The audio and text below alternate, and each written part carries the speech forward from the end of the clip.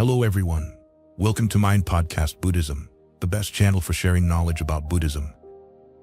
Today, we will talk about the topic, the decline of Buddhism in India. Despite its glorious beginnings and immense influence, Buddhism eventually faded from its birthplace. In this episode, we will explore the internal and external factors that led to the rapid decline of Buddhism in India and reflect on the historical consequences of this significant shift. Why did Buddhism decline in India? Many people wonder about the disappearance of Buddhism in India, the land where it was born and reached its zenith. Therefore, we have translated this article by an Indian author who grew up in a Hindu society from the perspective of a modern scholar to present to you. The disappearance of Buddhism in India, where it was born, flourished, and achieved its highest accomplishments, is a surprising and painful phenomenon. How and why Buddhism did not last long among those closest to it is a puzzling issue with many differing opinions. The common viewpoint among Indian scholars is the neglect and moral and spiritual decline of Buddhist monks and nuns. However, from a historical perspective, the claim that the moral decline of the Buddhist Sangha led to its downfall seems baseless and lacks credible evidence. As Swami Vivekananda said, that Buddhism had to die a natural death in India because the disciples of the Buddha rejected the eternal God, is not accurate. If that were the reason, why did Jainism survive in India when Mahavira also did not acknowledge a supreme God? Jain followers, like Buddhists, do not accept the authority of the Vedic scriptures. Thus, this is not the reason for the decline of Buddhism in India. In our view, Buddhism did not die a natural death, and the reasons for its disappearance are external rather than internal. Moreover, a systematic and calculated campaign was conducted for the selfish interests of Brahmanism to push Buddhism out of its birthplace. The reason is that the Buddha condemned the caste system and emphasized the equality of all people. Meanwhile, the followers of Brahmanism defended the caste system to maintain their privileges within that division, but Buddhist followers, unlike Jain followers, did not compromise on this issue. This led to conflicts. The Brahmins launched a campaign against Buddhism, persecuting Buddhist followers, while incorporating the good points of Buddhism into their system to persuade the masses. These external factors, combined with some internal mistakes, quickly led to the decline of Buddhism in India. Conflict between Brahmanism and Buddhism. Before Buddhism, India had never known the principles of equality and brotherhood. According to the Purusha Sukta of the Rig Veda, the Brahmin caste was born from the mouth, the Kshatriya caste from the arms, the Vaishya caste from the thighs, and the Shudra caste from the feet of Brahma, the creator god. This society was founded on the mythological origins of Chaturvarna and regulated by the principle of caste discrimination. The Brahmins were ranked highest, followed by the Kshatriyas, Vaishyas, and the Shudras as the lowest. The rules of caste discrimination also dictated their rights and privileges. Even punishments for crimes were based on caste differences, with Brahmins receiving the lightest punishments and Shudras the heaviest. Thus, the entire social structure was based on the principle of inequality. The Buddha revolutionized against these oppressive social rules and condemned the caste system. He did not acknowledge the divine origin of the castes and exposed the falsehood of the Brahmin claim that they were born from the mouth of Brahma. He rejected the Brahmin assertion that only they could achieve spiritual virtues and affirmed that people of any caste, color, or creed could develop such virtues within themselves. He went further. Ensure that no one, male or female, of any social or economic background, is hindered on their path to perfection. It is each person's right and inner ability to achieve perfection through their own continuous efforts, not through the assistance of another person, deity, or supernatural force. The Buddha also taught that all people are alike, and dividing them artificially is foolish. In the Visakha Sutta, he said that in the life of animals there are differences based on different fundamental characteristics. The same is true for the life of plants. But there are no such differences in categorizing humans into separate compartments because humanity is one and has the same characteristics. Thus, the Buddha firmly stated, values are based on actions, not birth, which is an accidental event and not a measure of a person. He also took concrete steps to eradicate the caste evil. These steps were exposing the myth of the Brahmin's superior origin, encouraging the lower castes by accepting meals at their homes, and accepting low-caste individuals into the monastic community and treating them equally with others in the Sangha. Encouraging the monks to forget their caste origins, the Buddha once said, "Just as the rivers, the Ganges, Yamuna, Atsiravati, Sarasvati, and Mahi all merge into the great ocean, so do the four castes, Brahmin, Kshatriya, Vaishya, and Shudra. When they follow the Dharma and discipline of the Tathagata, they abandon their caste distinctions and rankings and become members of one unified community." In India, during the 6th century BCE, the Brahmins sought salvation and liberation through sacrificial rituals. The followers of Jainism and Ajivika practiced self-mortification. In contrast, the Buddha taught his disciples to overcome the ocean of suffering by bringing goodness to other beings instead of harming them or themselves. He taught the path to nirvana through means of 1. Self-control, self-restraint, and minimizing desires. 2. Cultivating love for all beings, humans, birds, and animals. 3. Helping the poor and weak. He also emphasized A. Equal opportunities for everyone, B. Equal status for everyone, C. Freedom of thought, and D. Universal brotherhood. When the Buddha preached his Dharma, it attracted people from all walks of life, rich and poor, high and low, noble and humble. Brahmins were not excluded. Indeed, many of the Buddha's close disciples were from the Brahmin caste. Even later, some leading lights in Buddhism were former Brahmins. In the subsequent centuries, the Buddha's social teachings propelled Indian society forward, and the lower castes asserted their equality, leading the Brahmins to turn against Buddhism. The Brahmins did not oppose Buddhism on philosophical or ethical grounds, but they disliked the idea of equality in Buddhism. As Dr. Ambedkar said, "Inequality is the official doctrine of Brahmanism." The Buddha opposed its roots and branches.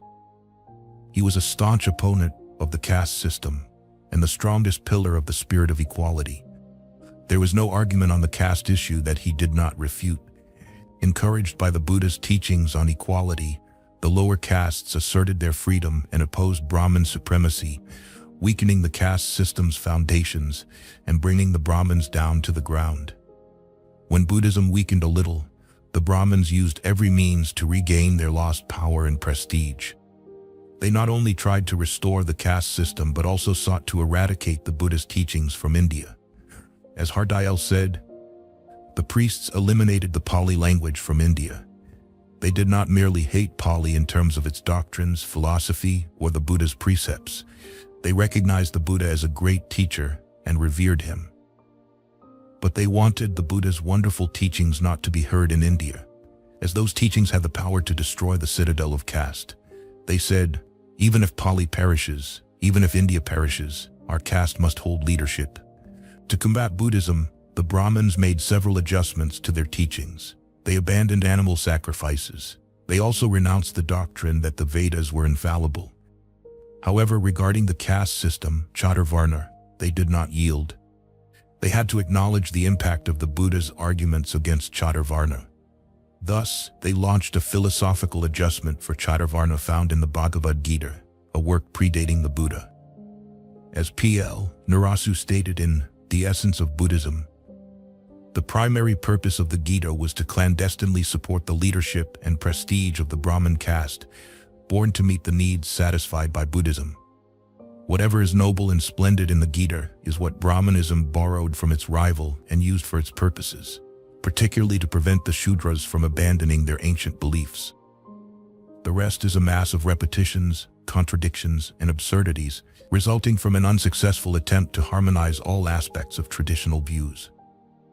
The Bhagavad Gita's primary aim was to protect and strengthen the caste system, evident in the interpretation of the word dharma.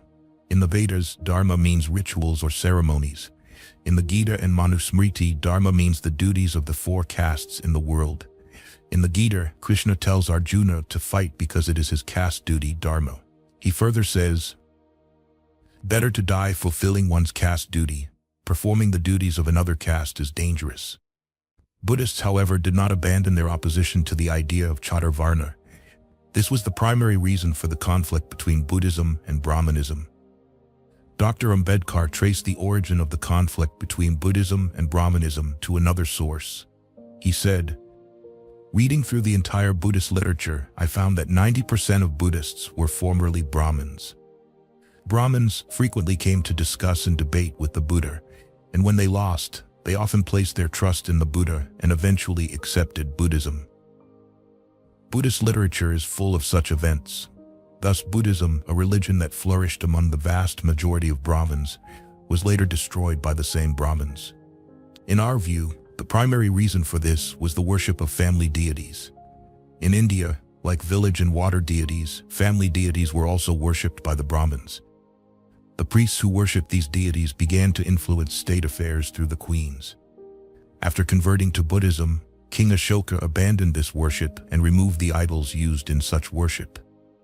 King Ashoka said, "When I honor the Buddha, the enlightened one, there is no need to worship any other deity." This action by King Ashoka deeply worried the Brahmins as it ended their means of livelihood in unjust exploitation. They vowed to take revenge for this loss. The Brahmins believed, after death, kings would fall into hell for their mistakes and shortcomings. Therefore, they did not want to be rulers, but preferred to be the supreme advisors to the kings.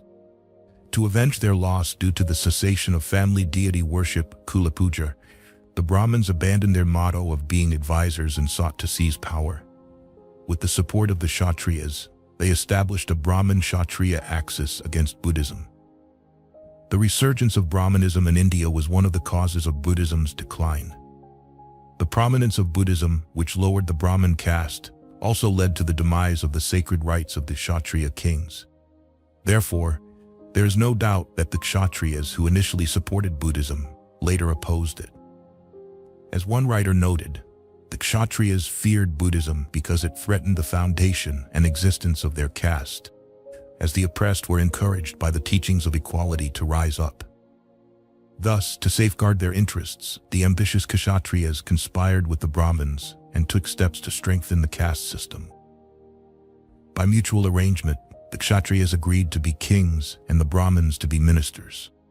This compromise ensured power and prestige for both castes and the perpetual subjugation of other castes, which Buddhism would never tolerate. Therefore, to maintain political power in their hands, these two castes formed a united front against Buddhism, hindering its development. Inciting hatred, the religion of the Buddha was a thorn in the side of reactionary Brahmins because it toppled the priestly caste from its high position, which had ensured them every privilege and material comfort for centuries. Therefore, when the influence of Buddhism waned, they retaliated and attacked Buddhism in various ways to avenge their loss. They used the most vile language and the dirtiest tricks to demean and denigrate Buddhism in the eyes of the public. They even distorted the meanings of Buddhist words and phrases. We hope that the critical analysis in the following sections will help readers understand the importance of our discussion. 1.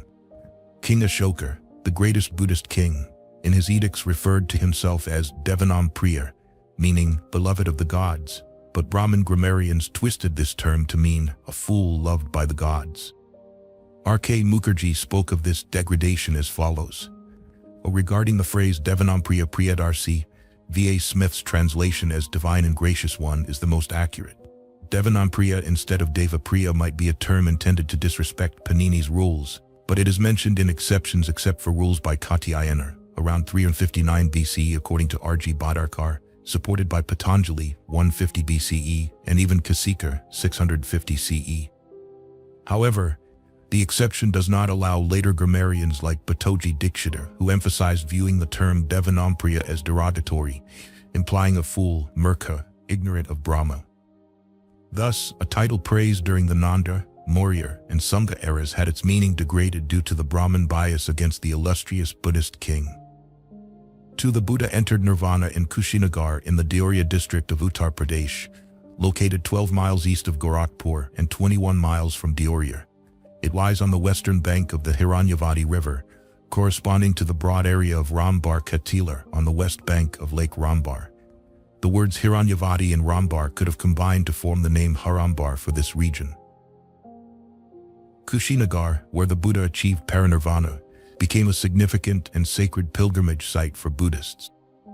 Naturally, Buddhists from all over India gathered here in large numbers annually to pay their respects to the Master. It seems the Brahmins were disturbed by the populace at Kushinagar. They employed cunning religious strategies and taught the ignorant householders that those who died in Harambar, the area around Kushinagar, would be condemned to hell or reborn as a female donkey, while those who died in Kasi Varanasi would go to heaven. To support our viewpoint, we have compelling historical evidence from the life of Mahatma Kabir, a religious and social reformer of the 15th century. During his time, the harmful propaganda mentioned above was rampant. Kabir strongly opposed this nonsensical view. He declared that if a person's actions were good, they would surely attain salvation, whether they died in Kasi or Harambar. And to prove his belief in the fallacy and meaninglessness of the Harambar myth, Kabir, in his old age, deliberately traveled to the Forbidden Land and died in 1518 CE in a small town called Magar in the Gorakhpur region, not far from Kushinagar. Kabir, in his writings, mentioned this event twice and fully explained his pilgrimage to Magar, despite strong objections from his friends and admirers. Based on this event, Westcott wrote in his credible work on Kabir, "It was the disciples' wish that Kabir did not end his life in Kasi, where many religious works had been completed. They claimed that all people who died in Kasi would immediately be reborn in the realm of Ram, and those who died in Magar would return to this world and be reborn as female donkeys." Kabir ridiculed their belief.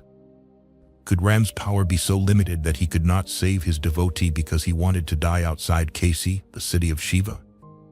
The anxiety and fear among Hindus were so strong that after Kabir died in Magar, they could not abandon their superstition. Therefore, they did not build a memorial temple for Kabir there, but instead erected one in Kasi. The Muslims built a memorial for Kabir in Magar, his final resting place. The main shrine in Magar has always been managed by Muslims and continues to be under their care, even though a temple for Hindus has been built there. 3. Fanatic Brahmins did not stop there. They continued to incite hatred and animosity towards Buddhists over the centuries and maintained this spirit in literature. Here are some examples. O. Nikat, in his work Prayaskit Mayuka, quoted a verse from Manu, the Code of Manu. If someone touches a Buddhist or a follower of Panchupat, Lokayataka, Nastika, or Mahapataki, they must bathe to purify themselves. The same doctrine was taught by Aprika in Smriti. Radhaharit went further, declaring that entering a Buddhist temple was a sin requiring a bath to cleanse oneself. The most impressive example of this attitude towards Buddhists is found in the play Michakatika. In Act 7, the hero Charadatta and his friend Maitreya are waiting for Vasantasena in the square outside Ujjain. She does not arrive, and Charadatta decides to leave the square. As they leave, they see a Buddhist monk named Sambhakaha. Seeing him, Charadatta says, "Friend Maitreya, I am eager to meet Vasantasena. Let's go," after walking a few steps. This is an unlucky sight. A Buddhist monk is coming towards us. After pondering a bit, "Well, let him take this path and we will take another." They exit the stage. In Act 8, the monk is in the great garden of Sakara, the king's brother-in-law. Seeing the monk's robe in a pond, Sakara, followed by Vita, gets up and threatens to kill the monk. Here's their dialogue. Sakara, "Stop, you wretched monk." This is the king's brother-in-law. Because some monks insulted the king beats any monk he meets. "Stop, I will break your head like one breaks an amaranth stalk in a shop." He beats him. "Friend, it is not right to beat a monk who has renounced the world. Please, be kind, layperson." "Friend, look, he insults me." "What did he say?" "He called me a layperson." "Am I a barber?" "Oh, he actually praised you as a devotee of the Buddha." "Why did you come here?" "To wash these clothes." You vile monk, even I do not bathe in this pond. I will kill you with a beating." After being beaten severely, the monk is let go. This was a Buddhist monk in a crowd of Hindus. He was shunned and avoided. The feeling of disgust towards him was so great that people avoided the path he walked. The feeling of intense loathing was such that the entrance of a Buddhist caused Hindus to leave. Brahmins were exempt from capital punishment and even corporal punishment. But Buddhist monks were beaten and tortured mercilessly, without remorse, as if it were not wrong to do so. Chanalya Kautilya, a famous Brahmin minister under King Chandragupta of the Maurya dynasty, was also part of the campaign to incite hatred against Buddhism. He said, "Oh, when someone partakes in a meal offered to gods and ancestors, members of the Shakya clan, Buddhists, Ajivikas, Shudras, and exiles must be punished with a fine of 100 panas." The authors of the Puranas, sacred texts, also propagated anti-Buddhist sentiments. They viewed the Buddha as an avatar, incarnation of Vishnu, but treated him with disdain. The Brahmanardiya Purana considers it a great sin for a Brahmin to enter the house of a Buddhist, even if it involves great danger. The Agni Purana states that the son of King Sudana, the Buddha, seduced the Daityas into becoming Buddhists. The Vayu Purana speaks disdainfully of Buddhism. With white teeth, direct gaze, shaven head, and red robes, the Shudras will perform religious acts. The Vishnu Purana refers to the Buddha as the great seducer. They saw him as a Mahamoha, appearing in the world to deceive demons. It also warns against conversing with Buddhists, stating that those who talk with shaven-headed ascetics will fall into hell. For as part of their strategy to discredit Buddhists, Hindus used another method to undermine the reputation of Buddhist temples and monasteries. They gave filthy and derogatory names to Buddhist temples and monasteries.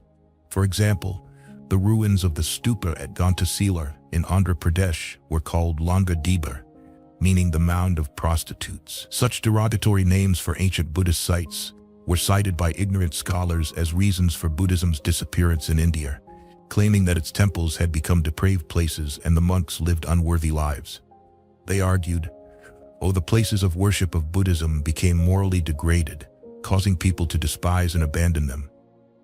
We agree that when temples began to prosper, some Buddhist monks became self-indulgent and neglected their duties to the spiritual and social needs of the public.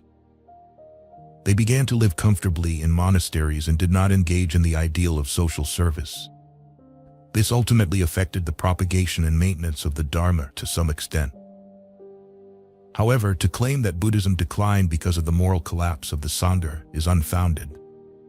There is no evidence to support this argument, except for the dubious names associated with certain locations. In our view, those derogatory names were created by extremist Hindus intending to discredit Buddhist temples. But for such insidious propaganda, there is no argument to justify the baseless labels attached to sacred Buddhist sites. V.R. Narla said, "It is indeed shocking and sad that not only in Ghantasila but also in Gudivada, Badiprolu, Chinaganjam, Petaganjam, and several other places, the remnants of sacred Buddhist temples are given filthy names like Langa Diba and Bojamadani Diba. An exception that I know of is the stupa at Amaravati. Its local name is Dipala Din, meaning the mound of lights. But even the lights might not necessarily indicate praise, as in practice, all places with mounds of Buddhist relics have a local tradition of prostitutes residing on the mound using lights as signals. The derogatory names attached to Buddhist relics may indicate the suppression of Buddhism by fanatic Hindus later, or perhaps mark the decline of Buddhism in its final form of Vajrayana or Sahajayana, forms not unlike esoteric licentious practices. Of the two reasons, we believe the former more. To demonstrate the absurdity of the latter argument, we invite readers to recall the more degenerate practices within Hindu temples. We do not intend to list a long catalogue of the crimes of Brahmin priests in those days. The following excerpt from an article by Ishwar Singh Bais suffices to reflect life in Hindu temples of old. He wrote, "The temple dancers were ranked second. They were devdasis or slaves of the gods, but they were commonly known by the vulgar name of prostitutes. In reality, they were dedicated to their profession, offering favors to anyone who requested and was willing to pay. Initially, they were set aside for the pleasure of the Brahmin priests. These women, known for their beauty, were especially dedicated to serving Hindu deities. Their main duties included dancing and singing in the temple twice daily, morning and evening, during public ceremonies. The rest of their time was spent in more shameful activities, often converting even sacred temples into brothels. Furthermore, few temples did not claim the right to treat women's infertility. Priests often advised women to stay overnight at the temple, where they said the deity, moved by their devotion, might visit them in spirit and engage in intercourse. Through this trick, the priests satisfied their lust. In addition to the activities within Hindu temples mentioned, The importance of sexual relations in Hinduism is evident in the lewd scenes depicted on the walls of temples like those at Konark in Khajuraho. Regarding the sculptures at Konark, A.L. Basham noted in The Wonder That Was India, the openly licentious nature of many sculptures at Konark has given the Black Pagoda a notorious reputation. Maithuna figures, couples embracing or engaged in intercourse, are common decorative features in many Hindu temples, but those at Konark are particularly lively. The sculptures at Khajuraho are similar. Thus, we can say without hesitation that if moral standards were degraded anywhere, it was in the dwellings of Hindu gods and goddesses. Indeed, as Ishwar Singh Bais noted, in many temples and from the 8th century CE onwards, in most Hindu temples, corruption began, and the temple life turned into hell. Priests sacrificed nobility and morality, retaining only greed and lust. If Hinduism could flourish in such a corrupt atmosphere, the disappearance of Buddhism is not clear, even if there was some decline in moral standards among the devout. Therefore, we do not accept this. Consequently, we firmly assert that attributing the decline of Buddhism to the moral decay of its temples is unfounded and malicious, and the reasons for Buddhism's decline must be found elsewhere. Persecution. One of the main reasons for the rapid decline and collapse of Buddhism in India was the persecution by both rulers and fanatics. Pushyamitra, a Brahmin general under Brihadratha, the last king of the Maurya dynasty, was the first to persecute Buddhism. He assassinated the king in 085 BCE, usurped the throne of Magadha, and ruled with terror. Another Hindu king who oppressed Buddhism was Sasanka, the king of Gadha, Bengal. His first act of treachery was the murder of Rajavardhana in 605 CE, the brother of Harsha, the last Buddhist emperor. Sasanka was a Brahmin and a devout follower of Shiva. In his fanaticism, he destroyed the Bodhi tree. When Xuanzang visited Bodh Gaya in 637 CE, about 3 generations after this event, he recorded, "In the period after Sasanka Raja, a heretic who slandered Buddhism out of jealousy, destroyed the monasteries and cut down the Bodhi tree, digging down to the water level, but he could not reach the roots. Then he burned it with fire and soaked it with sugarcane juice, intending to annihilate it completely. He also removed the statue of the Buddha from the temple near the Bodhi tree and replaced it with a figure of Shiva. Furthermore, he threw the sacred stone with the Buddha's footprint into the Ganges at Pataliputra. To complete his evil schemes, Sasanka is said to have exterminated monks in the area of Kushinagar. One of the greatest persecutors of Buddhism was Mihirakula, the Hunnic ruler, who inflicted significant damage on Buddhist monasteries in Gandhara, Punjab, and Kashmir. Mihirakula, a devotee of Shiva and a major patron of Brahmanism, demolished 1,600 monasteries, stupas, and temples, and killed hundreds of lay Buddhists in his madness. Toramana, another ruler from the same cruel dynasty, is known to have destroyed the monastery of Gostarama in Kausambi. Regarding the persecution of Buddhism in Kashmir, F.M. Hussain wrote, "It was Nara who initiated the extermination of Buddhism in Kashmir. He burned down Buddhist monasteries in Kashmir and exterminated the Buddhist populace by confiscating their lands and distributing them to the Brahmins." What happened in Kashmir was part of the larger process of the extermination of Buddhism in the country. In the struggle between Buddhism and Brahmanism, Brahmanism emerged victorious, and under those circumstances, the annihilation of Buddhism in Kashmir was only a matter of time. Hussain further noted, Pravarasena took power around the late 6th century. He had to repel attacks from Mamuni, a Muslim chieftain from Central Asia. He built the city of Pravarasenanagar with temples dedicated to 5 goddesses. His uncle Jayendra built a famous monastery called Jayendra Vihara, which housed a massive statue of the Buddha. Xuanzang visited this monastery during his stay in Kashmir. This monastery was burned down by Shemagupta, who melted the giant statue to use it for his temple of Shiva. Another adversary of Buddhism was Kumarila Bhatt, a Brahmin who lived in the 7th century CE. He referred to the Buddha's teachings as useless, comparing them to the pus oozing from a dog's skin. According to his suggestion, Sudanvan, the king of Ujjain, is said to have exterminated Buddhists. The brutal persecution of Buddhists by Sudanvan, incited by Kumarila Bhatt, is recorded in 2 biographies of Sankaracharya, Sankara Vijaya by Anandagiri, a direct disciple of Sankaracharya, and Sankara Digvijayam by Madhava, 14th century. Madhava Acharya confirmed that, prompted by Kumarila Bhatt, Sudhanvan ordered the killing of all Buddhists from Ramesvaram to the Himalayas and decreed that those who did not kill Buddhists would be executed. Sankaracharya, a Vedanta philosopher, was also responsible for the persecution of Buddhism. Indeed, he instilled terror in the minds of Buddhists. According to Tibetan tradition, when he arrived, Buddhists in monasteries began to disperse. He once wrote in his Bhashya of the Brahma Sutras that the Buddha was an enemy of the people and taught contradictory and confusing doctrines. The method used by Hindus to oust Buddhism from its birthplace is illuminated in the myth of Gayasura, recorded in the Gaya Mahatmya, part of the Vayu Purana. According to the myth, Gayasura, the demon, attained such divine status that anyone who saw or touched him would ascend to heaven. Yama, the god of death, out of jealousy, petitioned the gods to diminish Gayasura's power. The gods requested Gaya's pure and holy body for a sacrifice. Gaya complied and lay down with his head in the position now known as Gaya. The gods placed a stone on his head, but this was insufficient to keep him still. Finally, Gaya Asura became immobile when Vishnu sat on the stone to prevent his movement, and promised that the stone on his head would be proclaimed the most sacred place on earth. The gods would rest on the stone. It would be named Gaya Kshetra. And those who offered cakes and funerary rites and performed funeral ceremonies, there would attain blessings and their ancestors would ascend to heaven, the abode of Brahma. The age of the Gaya Asura myth is uncertain. Regardless of the claims of Orthodox Hindus about its antiquity, it is evident that Gaya was elevated to its current status in the Hindu world only after Buddhism's decline in India. Dr. Rajendralal Mitra, a scholar with a unique historical perspective, believed that the incredible myth in the Vayu Purana symbolized the ultimate victory of Brahmanism over Buddhism, which had flourished in and around Gaya for centuries.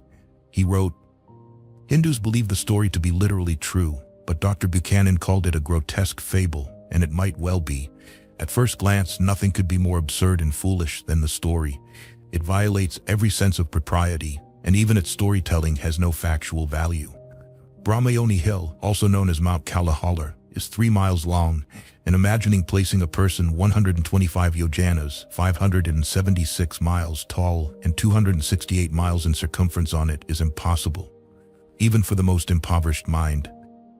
A head 1 mile in circumference on a body 576 miles tall is like a pinhead on a human body. The god's inability to hold down a lying demon and their futile efforts to keep him from moving are childish. Given these circumstances, one must question, how could the author of the Vayu Purana, of which Gaya Mahatmya is a part, create such a childish story to ensure public reverence and devotion to this place? He was not lacking in intelligence, as he discussed complex philosophical issues with notable skill and dexterity. It is unreasonable to think that he could not distinguish between rationality and childish absurdity. Thus, dismissing this story as absurdity, in my opinion, is a hasty conclusion and a sign of impatience. We must adopt the perspective of a philosophical historian to assume there is something hidden behind the external shell of the story, with a symbolic meaning. I believe, and it is evident, that this story is an allegory of the triumph of Brahmanism over Buddhism. Gaya is called an asura, typically meaning a giant, demon, tempter, or one who curses the gods in religion, but it is not depicted as such. It does not indulge in sin, harm anyone, or speak or act against the gods or religion. On the contrary, it is portrayed as a devotee of Vishnu, dedicated to rigorous penance, prolonged meditation, and extreme bodily and mental purification, one whose mere touch could cleanse the greatest sins of mankind and ensure entry to heaven. The most serious accusation against it is making salvation too simple and quick. In its case, therefore, it means it did not follow the Brahminical faith or their path, and in short, it was a heretic. This nature has always been attributed to leaders in the Buddhist community. They are devout, ascetic, committed to penance and meditation, but they shun Brahminical sacrifices and rituals, and thus Gaya could be seen as personifying Buddhism. Its body measuring 576 by 268 miles, encompassing the area from Kalinga to the Himalayas and from central India to Bengal, where Buddhism spread when the story was written, covers that vast space and even more. The headquarters of Buddhism was Gaya, and the town of Gaya, even today, has a width of 1 mile. The god's attempts to place the demon's head down are emblematic of the Hindu efforts to attack Buddhism at its inspirational center, the headquarters, and Vishnu's club symbolizes the methods used when persuasion failed. The religious rock placed on the heretic's head, the god's strength keeping it fixed and unmovable, is the divine blessing that sanctified Buddhism's cradle into a Hindu sanctuary. We know too well the means used in Puri, Bhubaneswara, and other places to appropriate Buddhist symbols. Buddhist sacred sites, and even Buddhist images became useful for Hindu worship, and it is not unreasonable to assume the same process was applied at Gaya. Beyond the persecution by kings and religious entities, Buddhism also faced societal oppression and ostracism. It is evident that as Buddhism began to decline, Hindus took advantage of the poverty of Buddhists, allowing them to rejoin Hindu society but condemning them as untouchables, placing them in the lowest tier outside the 4 castes of Hinduism. They were entirely excommunicated from society and labeled as Pariya, Pamchama, Avarna, and Ati Shudra, those whose touch or even shadow would defile the Hindu caste. They were forced to live outside the villages and became targets for various social abuses. They were denied education and relegated to the lowest and dirtiest jobs. They were not only prohibited from using wells, water reservoirs, and public places, but also denied property rights. In short, they were treated as slaves, with no choice but to serve the so-called higher castes without any rewards. Undoubtedly, oppressed by poverty, coupled with societal exploitation and repression, Buddha's disciples forgot their glorious heritage and succumbed to their miserable fate. The harsh treatment of untouchables, now the marginalized castes by Hindu society, can only be explained as a result of prejudice and hatred against Buddhism. Otherwise, why would a large group of people be deprived of resources and condemned as untouchables, those who cannot be approached, spoken to, or touched?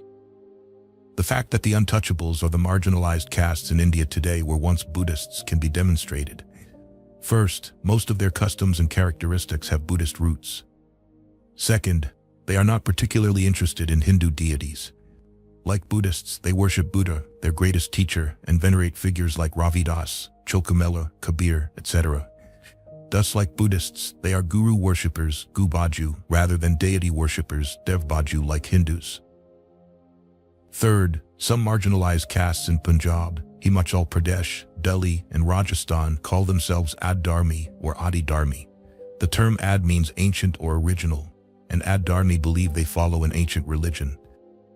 Undoubtedly, these terms have Buddhist origins, as they resemble Buddhist terms like Adi-Buddha and Adi-Dharma, which, according to Mahayana tradition, represent wisdom or mind and matter. Moreover, Buddhists have long referred to their religion as Dharma or Siddharma, and Buddhists in Orissa call themselves Mahima Dharmi, followers of the glorious Dharma. Indeed, these people were Buddhists in the past. What seems to have happened later is that, due to persecution and lack of education, they forgot the name of the Buddha, or perhaps abandoned the name of the Dharma king to avoid further suffering. As the poet Achyutananda in 16th century Orissa consoled them by saying that due to the desirability in Kali Yuga, Buddhists had to disguise themselves. The Muslim invasions accelerated Buddhism's downfall in India. When the Muslims arrived, they had 2 objectives: first, to gain political power; second, to propagate Islam. To achieve the second goal, they planned to eradicate Buddhist and Hindu temples, as well as the Buddhist monks and Brahmin priests, who were the custodians of religious thought. They were particularly opposed to Buddhist monks, who propagated the Buddha's message of equality. This tendency was planned because Muslims found it difficult to preach their message of equality against the backdrop of similar Buddhist teachings. Therefore, fanatical Muslims razed monasteries and exterminated most monks in these monasteries. The few who escaped the Muslim sword fled for their lives and sought refuge in neighboring countries. 2 notable Muslim rulers who devastated Buddhist sanctuaries were Mahmud Ghazni and Bakhtiar Khilji. The former plundered Buddhist temples in Katkangra, Himachal Pradesh, in the 10th century, and the latter destroyed the monasteries of Nalanda, Vikramashila, and Odantapuri, vibrant until the 12th century. Regarding the Muslim invasion, Dr. Ambedkar stated, "The Muslim invaders plundered universities like Nalanda, Vikramasila, Jagadala, and Odantapuri. They uprooted Buddhist monasteries scattered throughout the country. Thousands of monks fled to Nepal, Tibet, and other countries outside India. A large number were killed by Muslim soldiers.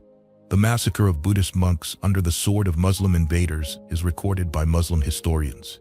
Summarizing the documents related to the slaughter of Buddhist monks by Muslim generals during the invasion of Bihar in 1197 CE, Vincent Smith wrote, "The Muslim general made his name known in terror during his repeated plundering expeditions in Bihar, seizing the capital with daring attacks."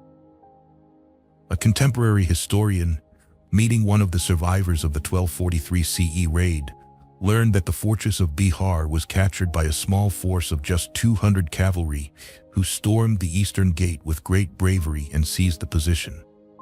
A large amount of loot was collected, and the massacre of shaven-headed Brahmins, referring to Buddhist monks, was complete. When the victors searched for someone to interpret the books in the monastery's library, no one was found alive who could read them. It was discovered that the entire fortress of the city was a college, referred to as Bihar in Hindu terminology. Such was the massacre of Buddhist monks by Muslim invaders.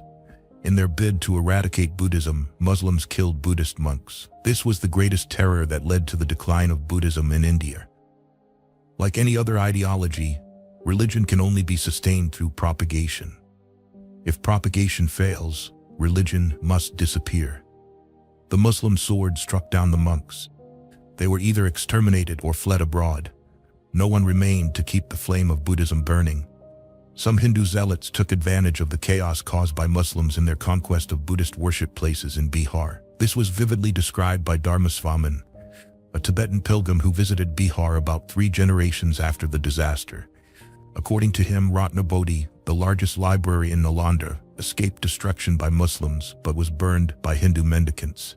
He wrote, "They, the Hindus, conducted a yajna, fire sacrifice, and threw embers and ashes from the sacrificial pit into Buddhist temples, etc. This caused a great fire that consumed Ratnabodhi, the 9-story library of Nalanda University." The fact that Hindu opponents of Buddhism did not hesitate to destroy Buddhist sanctuaries elsewhere is evident from the remains, burned images, and bones of monks found by archaeologists in Sarnath and nearby areas. Clearly, the temples were burned by fanatics, and this seemed to have happened repeatedly, as Major Kitto, who conducted excavations in Sarnath in 1851, stated, "Everything was looted and burned, monks, temples, statues, all together, for in some places bones, iron, wood, and stone were found in large masses, and this happened multiple times." The decline of Buddhist centers was a death blow to Buddhists, who could not recover their lost ground.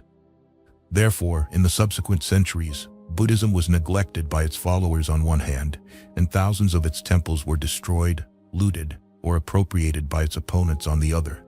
Buddhist structures continued to be destroyed and looted for centuries for material gain, as evidenced by the following excerpts. 1. The magnificent Bharhut Stupa in Madhya Pradesh, named and famous worldwide for the finest examples of Indian art and sculpture of the 2nd century CE, was dismantled by ignorant locals for bricks to build their houses. Cunningham, who discovered and excavated the stupa in 1873-74, noted that the village of Bharhut today consists of about 200 houses, all entirely built with bricks from the stupa. The actions of Bharhut villagers were imitated by neighboring villages. They dismantled many pillars and railings to construct their houses. Cunningham discovered 6 pillars in the nearby village of Batanmara and 8 in Pathora. He also found numerous sculpted stones that once formed the railings of the stupa in most of the larger villages around Bharhut, particularly in Uchahara, Batamara, Pathora, and Madhogar, or Patharhat. 2. The Dharmarajika stupa at Sarnath was dismantled by Jagat Singh in 1794 to obtain bricks for building a market in Varanasi. This market is now known as Jagat Ganj. Ashoka's pillar was also shattered. 3. Regarding the famous Amaravati stupa in Andhra Pradesh, V.R. Narla, an authority on Buddhist art in Andhra, noted, "Most of the remains today are unfortunately gone. Even in the time of Colonel Colin Mackenzie, who saw the stupa at the end of the 18th century, Many carved stone pieces had already been destroyed. They were dug up and burned into lime by the local leader who, in 1797, moved his headquarters to Amaravati, the ashes of its historically significant and sanctified remains, and made a feeble attempt to build a new city near the Amritsar temple. Even the sculptures that escaped this cultural destruction are now scattered in various places. Number 4. In 1840, the Buddhist stupa at Gudivada in Andhra Pradesh was destroyed to obtain materials for repairing the road between Bezwada and Bandar. Referring to this cultural destruction, Mr. Raya wrote, "It is regrettable that all these structures had to suffer destruction at the hands of those seeking materials for building roads and similar works." Although these ancient architectural remains are relics of a bygone civilization, their ancientness did not protect them from the hands of vandals. Buddhism being assimilated, to effectively counter Buddhism, Hinduism began early to modify and transform itself. In doing so, they equipped their system with the admirable qualities of Buddhism, both in theory and practice. In this process of reform, Hindus adopted the ideal of non-violence, ahimsa, and abandoned animal sacrifices. They also began to organize themselves in a manner similar to Buddhist monasteries. Furthermore, to end the prolonged and challenging verbal battles to gain dominance, they incorporated Lord Buddha into the Hindu pantheon as an avatar incarnation of the god Vishnu. This was proclaimed to the general public by the authors of the Puranas. According to the Varaha Purana, by following the vow of Buddhavadasi, King Suddhodana was blessed with a son in the form of Buddha by the god Vishnu. Buddha is regarded as an avatar of Vishnu in the Matsya, Bhagavata, Garuda, and Linga Puranas. Not only this, but the followers of Shiva also integrated the monastic and contemplative elements of Buddhism, while the followers of Vishnu incorporated the devotional and humanitarian aspects of Buddhism to ensure their appeal among the masses. The Vishnu worshippers also revised their stance on the caste system, accepting it as a social institution devoid of any religious or spiritual pursuit. As Dr. Radhakrishnan stated, a gradual process of infiltration and modification developed, supporting the view that Mahayana Buddhism was just a sectarian phase within the broader Vishnu worship movement, while Theravada Buddhism, with its ascetic nature, was considered a sect of Shiva worship. When Brahminical faith deeply ingrained compassion for all beings and devotion to deities and declared that Buddha was an incarnation of Vishnu, the death knell for Buddhism in India had sounded. Internal causes. Besides the external causes, which were undoubtedly the main reasons for the decline and disappearance of Buddhism, there were also some internal limitations and mistakes that hastened its ultimate disappearance from its homeland. We must acknowledge that the Buddhists themselves bear a significant responsibility for the unfortunate fate of their religion. The Buddha had outlined a path for monks to not only seek enlightenment through practicing moral and spiritual precepts, but also to serve society as friends, philosophers, and guides to the masses. The Buddha was the first religious teacher in India, or perhaps in the world, to encourage his disciples to travel far and wide for the happiness and benefit of many. Furthermore, he was the first to introduce the ideal of self-sacrifice and service to others. He taught that a monk should beg for food, live on alms, and limit himself to one meal a day. Following their teacher's instructions, the early monks reached the highest standards of devotion, self-sacrifice, and service. This led to the glorious achievement of Buddhism becoming the most popular and respected religion in India. However, unfortunately, the later monks did not maintain these standards. As monasteries grew wealthy, their primary activity became the study of texts rather than propagating the Dharma. Monks lost close contact with the laity, and the relationship between monks and laypeople deteriorated. Monks became neglectful and passive towards practical objectives, weakening Buddhism. The condition of the Sangha in the final years of Buddhism's glory in India can be assessed from the words of Cunningham, one of the greatest archaeologists, explorers, and scholars. He stated, "Buddhism had indeed become an old and exhausted faith. The monks no longer went out to beg, but had long been supported by lands assigned to the monasteries. The Shramanas and Bhikshus were not like the men of old, who were learned and wise, whose bodily restraint and mental concentration coupled with practical tenets and exemplary purity, had excited the devotion of the people. The modern Buddhists had fallen into decay. They were content to live a passive life amidst the dull routine of monastic life, where a few outward signs of religion remained, but the earnestness and enthusiasm that had once burned in every Buddhist monk for propagating their religion had long since been extinguished. In ancient times, monks and monasteries were the lifeblood of Buddhism. It flourished as long as the monasteries existed, and monks were diligent. Once the monks became indifferent and lost sight of their mission, Buddhism declined, and when the monasteries fell prey to cultural destruction, Buddhism collapsed entirely. Many Buddhist scriptures, mostly kept in monasteries, also vanished in India due to the destruction of the monasteries. The reason was that Buddhists did not have lay organizations to teach, propagate, and protect their religion. In the absence of such organizations, they could only stand by helplessly as monasteries were looted, desecrated, and monks were expelled or killed. The absence of customs and rituals for social ceremonies like weddings, etc., in Buddhism was also a factor in its decline in India. The Buddha opposed ritualism and the monopoly of the Brahmins as priests, not allowing monks to act as priests in social ceremonies. There were no special ceremonies for birthdays, weddings, etc. prescribed. Thus, lay people continued to follow prevailing customs and ceremonies, mostly dictated by the Brahmins. This non-interfering attitude of Buddhism, as Dr. Joshi stated, while facilitating the smooth spread of the religion, ultimately resulted in reducing its influence in society over the long run.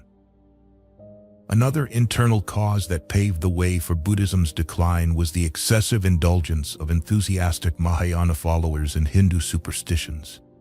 To widely propagate their faith, they not only deified and multiplied the Buddha, but also introduced several Hindu gods and goddesses as Buddhist deities, in the form of bodhisattvas embodying the powers of the Buddha.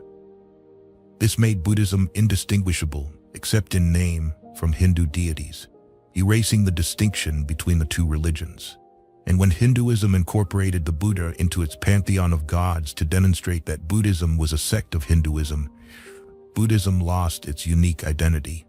Conclusion: the loss of royal patronage can be considered another reason for the rapid decline of Buddhism. For example, it took over 200 years for Buddhism to establish strong roots and become a major social liberation movement in its homeland. This happened with the advent of Emperor Ashoka in the 3rd century BCE. However, within 50 years of Ashoka's death in 232 BCE, the Maurya Empire collapsed, and Buddhism lost royal patronage, which did not return until 300 years later with the reign of Kanishka in 78 CE. With the collapse of the Kushan dynasty in the 2nd century CE, Buddhism again lost royal support. The post-Kushan period was marked by political chaos, eventually leading to the rise of the Gupta dynasty in Magadha. The Gupta rulers were followers of Brahmanism, and their reign marked the revival of Brahmanism.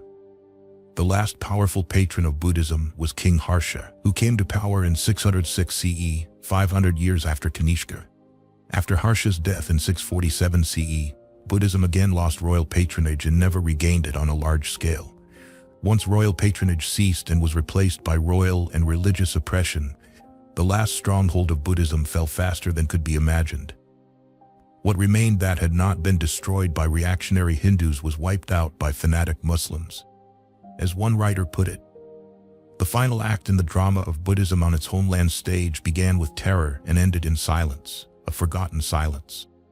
Sacred sites lay in ruins, overgrown by forests, its monasteries converted to other religions. The Buddha disappeared into the multitude of Hindu gods and out of human memory.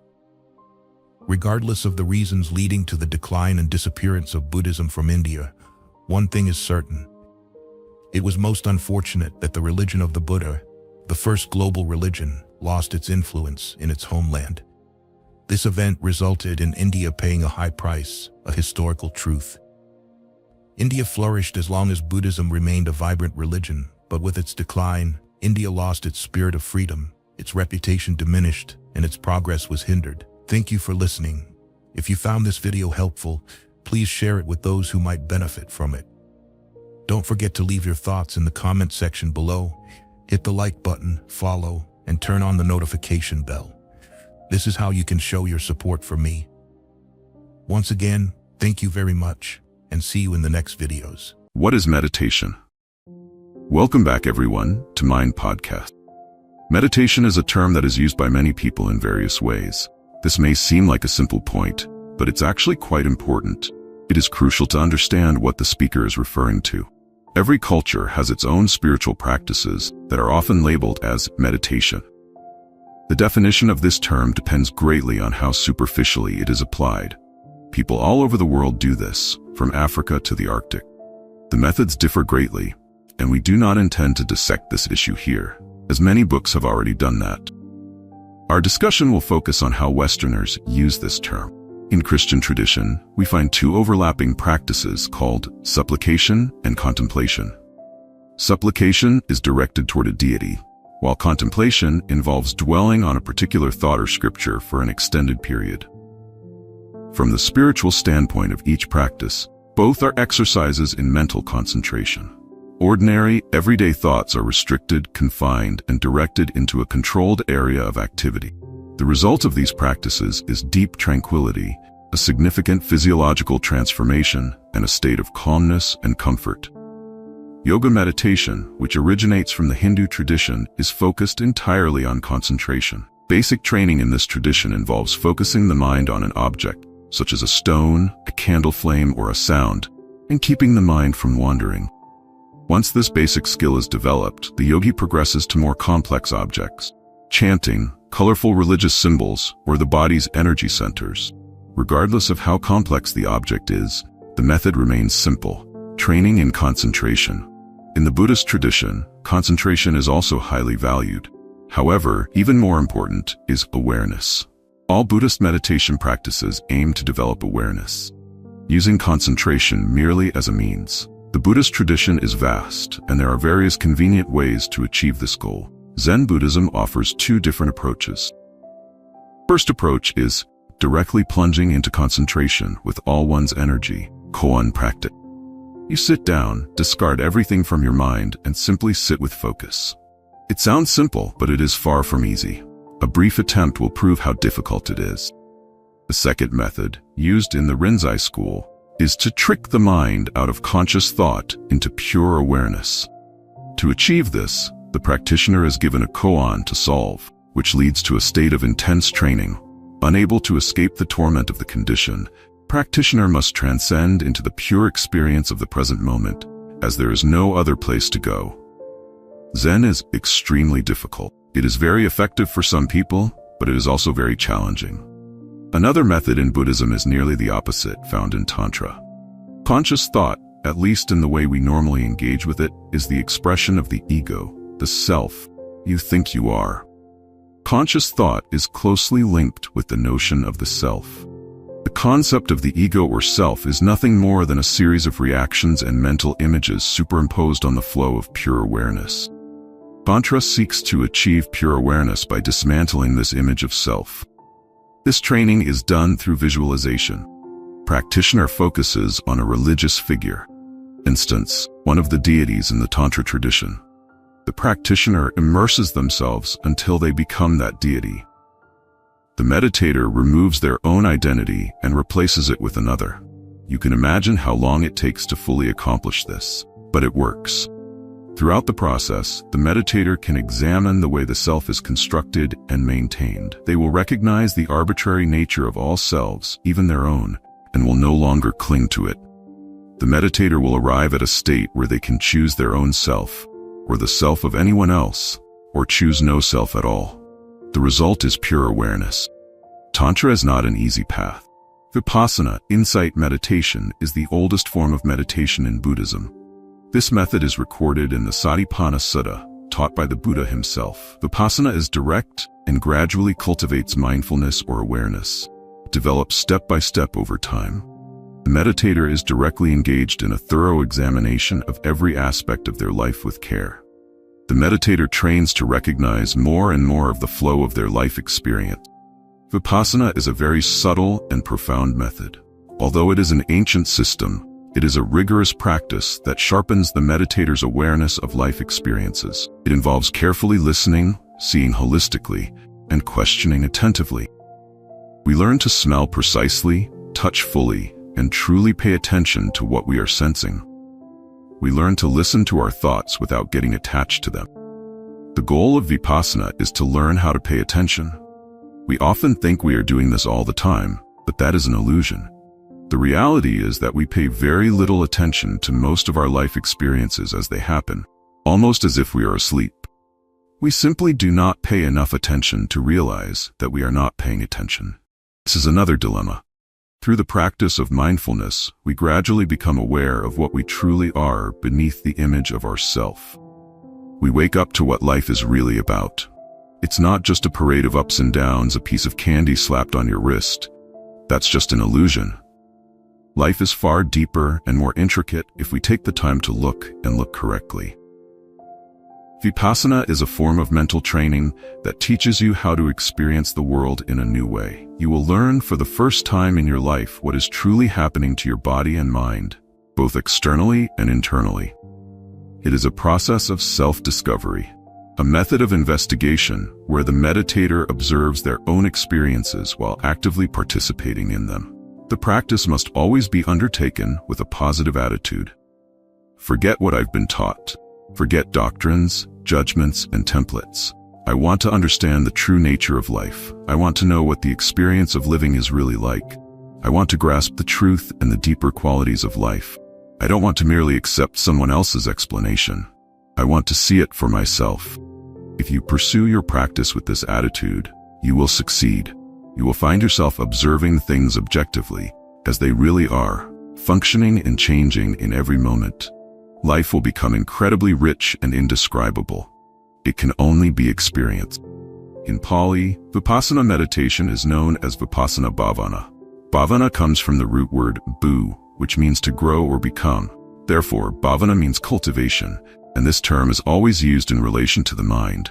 Bhavana means mental cultivation. Vipassana is derived from two roots. Pasana means seeing or perceiving. Vi is a prefix with a strong emphasis. The basic meaning is in a special way, but it also includes both the meanings into and through. The entire meaning of the word is seeing something clearly and distinctly, observing each part, discerning and penetrating through it all to realize the most fundamental truths of the thing itself. This process leads to a profound understanding of the true nature of whatever is being examined. Ultimately, Vipassana Bhavana means the cultivation of the mind, with the aim of seeing in a special way to lead to full understanding and realization. In Vipassana meditation, we cultivate a new way of looking at life. We train ourselves to see things as they truly are, and this special way of seeing is called mindfulness in meditation terminology. The process of mindfulness is very different from the way people usually operate in daily life. Typically, we do not look at what is really happening in front of us. Instead, we see life through the lens of thoughts and concepts. As a result, we mistake these mental images for reality. Thus, we become trapped in an endless stream of thoughts, while the truth passes by unnoticed. We waste most of our time on busy, frantic activities, chasing after pleasure, comfort, and the avoidance of pain. All this energy is consumed in making ourselves feel better, hiding our fears. We are constantly seeking security. During this time, a whole world of real experiences is occurring, of which we are entirely unaware. In Vipassana meditation, we learn to ignore the sudden impulses to seek comfort and instead plunge straight into reality. The irony is that true peace only appears when you stop chasing after it. This is yet another dilemma. When not under stress, the desire for comfort easily gives rise to demand. But when you let go of attachment and craving, the genuine beauty of life appears. When you seek the truth without clinging to illusions, embracing all its pain and peril, that is when true liberation is yours. This is not a doctrine that we want to indoctrinate you with. This is an observable truth, fact that you can and should verify for yourself. Over 2,500 years of existence have given Buddhist thought ample time and opportunity to develop many layers of philosophy and religious ritual. However, the fundamental view of Buddhism still emphasizes experiential learning and rejects dogmatic thinking. The Buddha was someone who neither endorsed tradition nor accepted dogma. He did not present his teachings as a system of doctrines. Rather, he offered a method for each individual to investigate for themselves. As he famously said, "Come and see for yourself." One of his sayings to his disciples was, "Do not place another head on your own." Here he reminded everyone never to accept the words of anyone else blindly. See for yourself.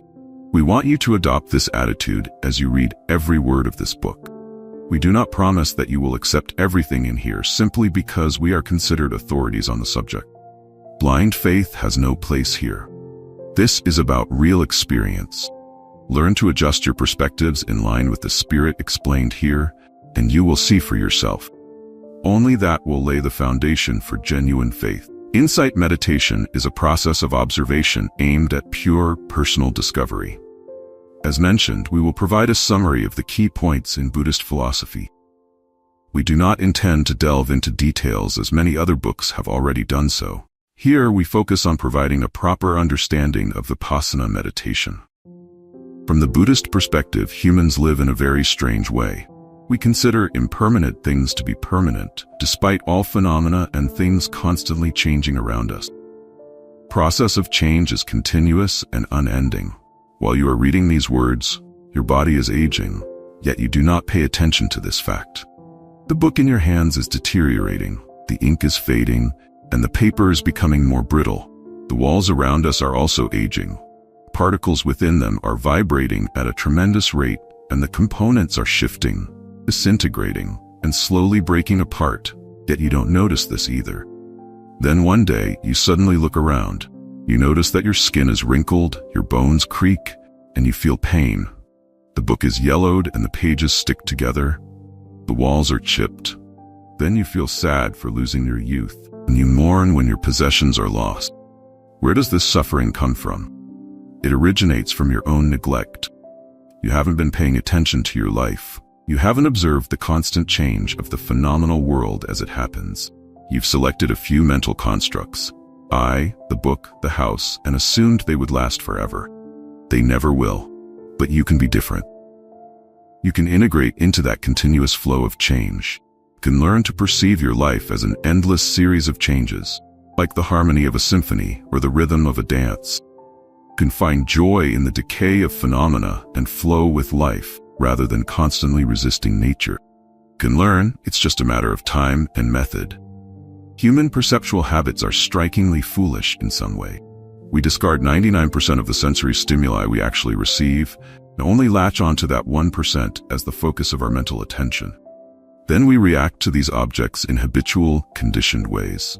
For example, there you are, sitting alone in the quiet of a peaceful night. Somewhere far off, a dog starts barking. If we observe carefully, we can see that the pure perception of this event is something indescribably beautiful. From the unconscious, a ripple rises and shatters the silence. You suddenly hear that familiar sound, which quickly becomes an electric current of stimulation in your nervous system. The whole process is beautiful and perfect.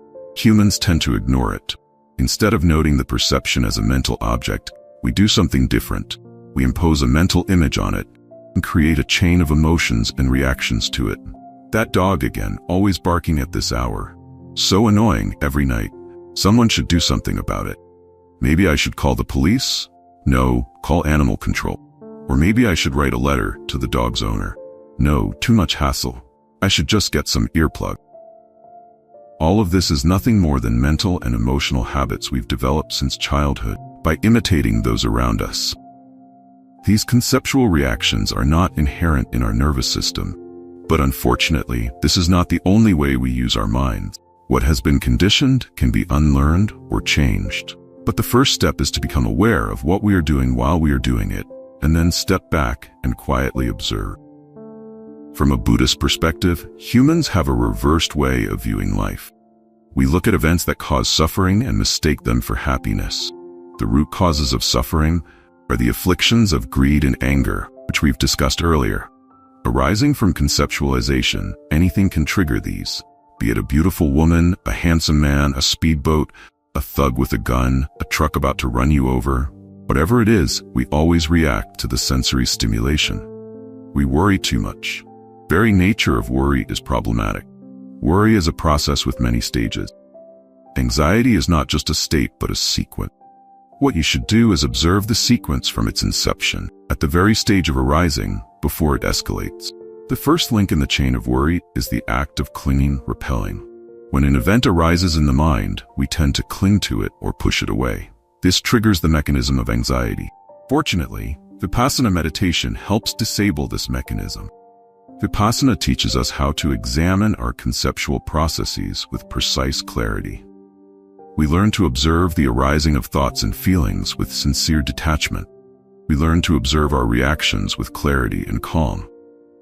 We begin to see ourselves reacting without getting caught up in the reaction, allowing self-centered thoughts to gradually diminish.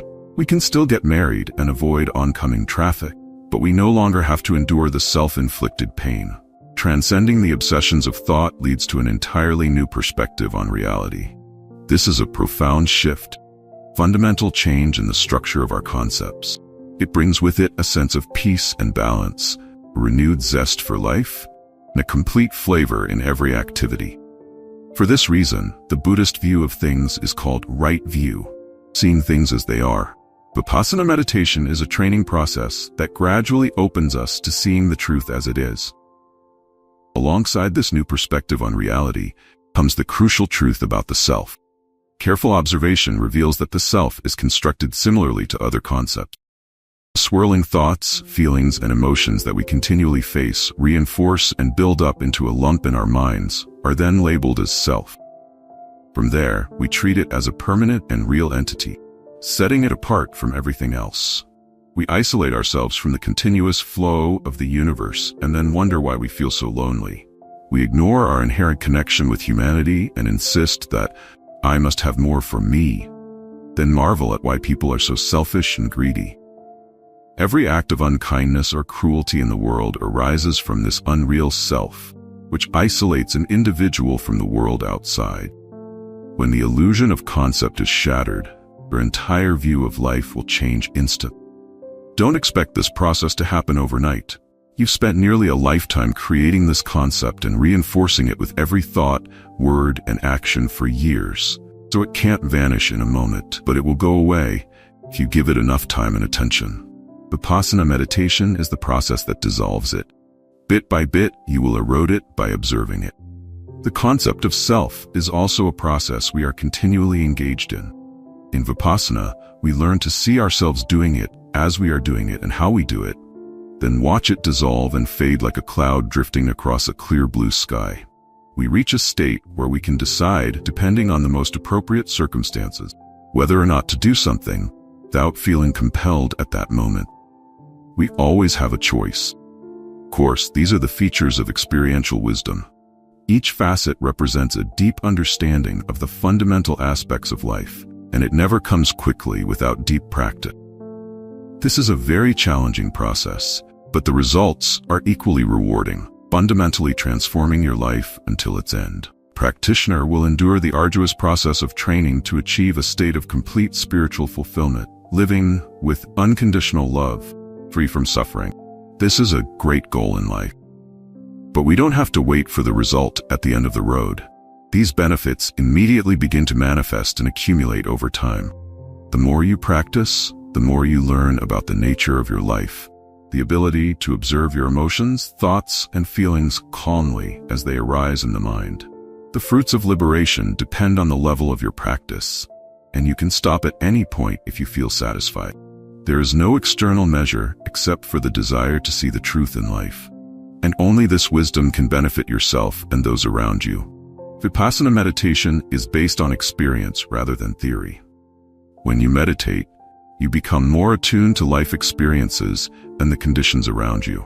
You don't sit around constructing perfect thoughts about life, but live with it. Vipassana meditation is nothing more than a method of learning how to live, attitude, and perspective. In the past century, Western empirical science has made discoveries that have astonished humanity, reshaping the worldview of the universe from what it was before. For example, the nucleus is a tiny particle that cannot be seen by the naked eye without appropriate tools. Depending on your perspective, you might see the nucleus as a small ball bouncing randomly in a straight line, or as an electron creating waves. It glows and moves around erratically. An electron is more of an event than an object, and the observer is also a part of the event in the process of examination, inseparable from it. Eastern philosophy has long recognized this fundamental principle. The mind is a continuous stream of events, and the observer is part of that process every time they turn their mind inward. Meditation is participating in observation. What you are looking at reflects through the process of looking. So what you are seeing is yourself, and what you see depends on how you look. Thus, the meditation process is highly subtle because the outcome is always influenced by the meditator's state of mind at that moment. For this reason, the meditator's attitude is crucial to the success of the practice. As mentioned earlier, we will summarize here some condensed rules during practice. Do not expect anything. Just sit and observe what is happening. View the whole process as an experiment to see how it unfolds without letting yourself be distracted by the desire for a particular outcome. In that spirit, don't worry about what happened. Let the meditation develop in its direction and flow. Let it teach you what you want to learn. The practice of mindfulness seeks to see things as they are. Whether or not it aligns with our expectations, meditation requires temporarily suspending all our preconceived notions and concepts.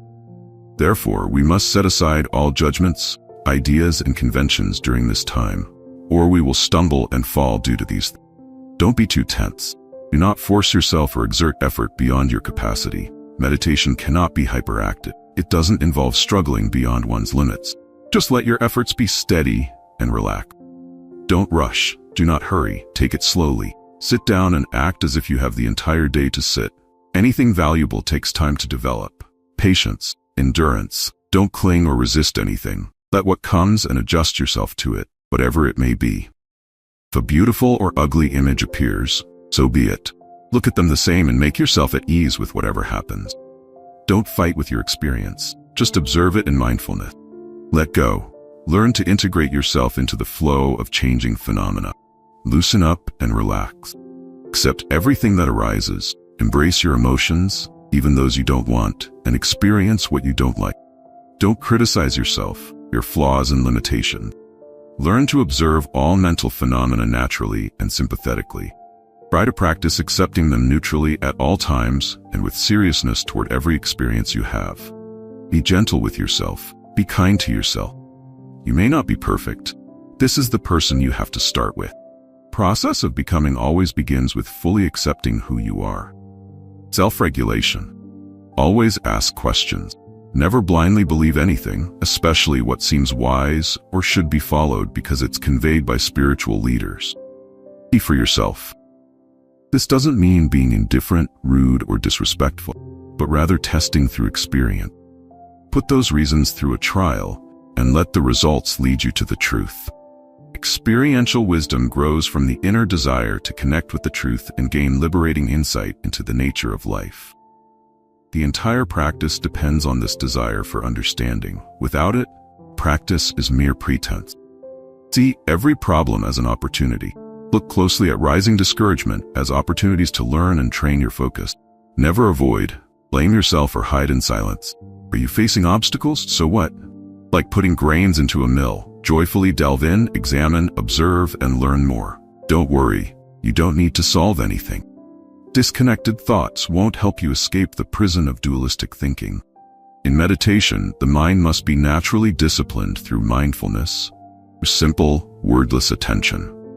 A slow habit is not necessarily required to eliminate the mind's habitual distractions and drifting. What is needed above all is clear, non-conceptual awareness of the nature of the event and how it operates.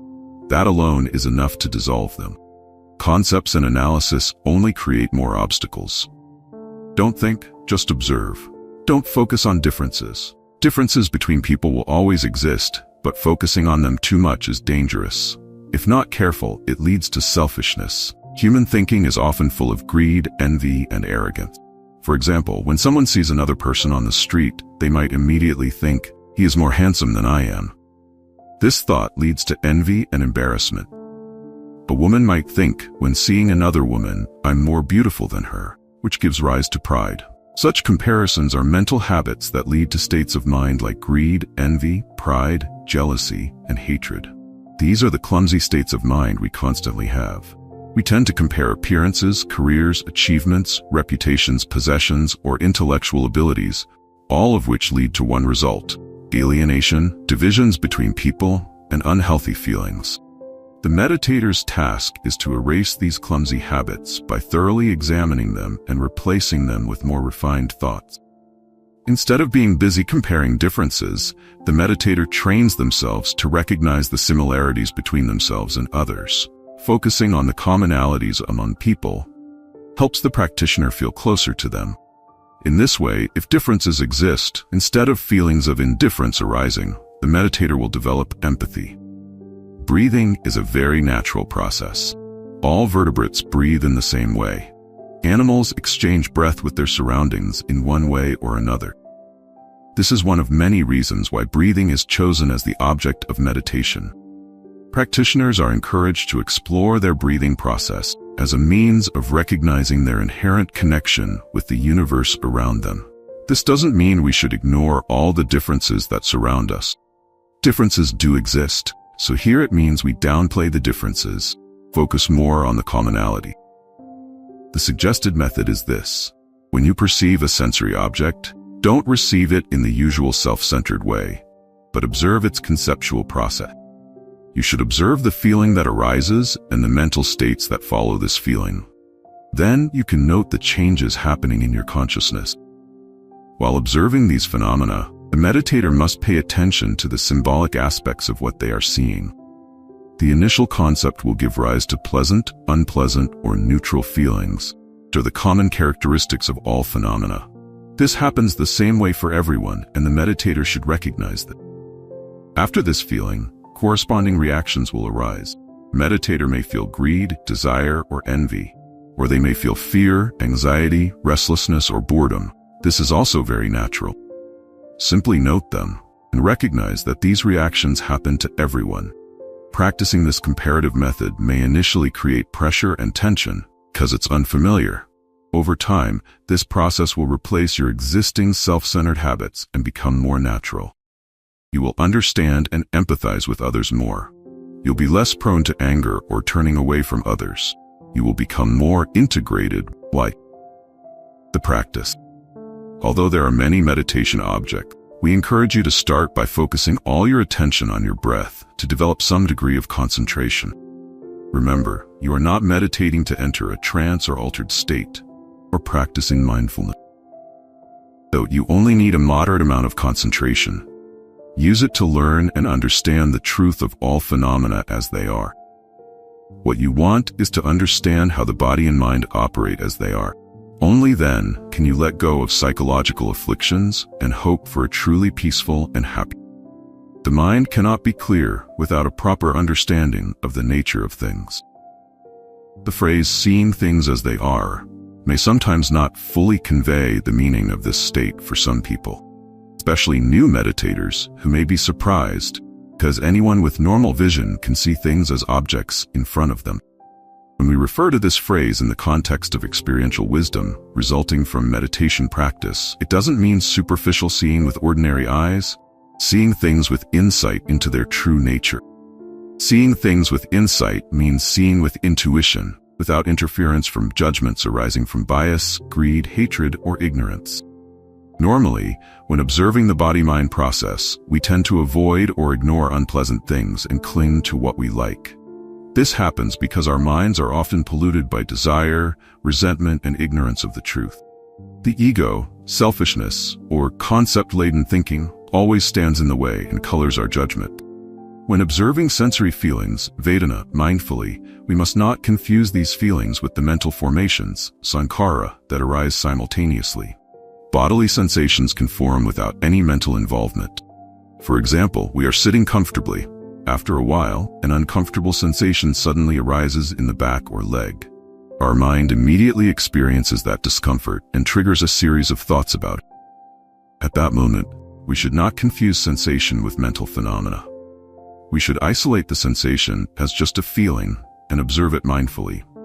Vedana, feeling, is one of the 7 universal mental factors: contact, feeling, perception, intention or formation, one-pointedness or concentration, life faculty, and attention. At another time, we might experience feelings like resentment, fear, or craving. We should observe these feelings objectively without confusing them with anything else.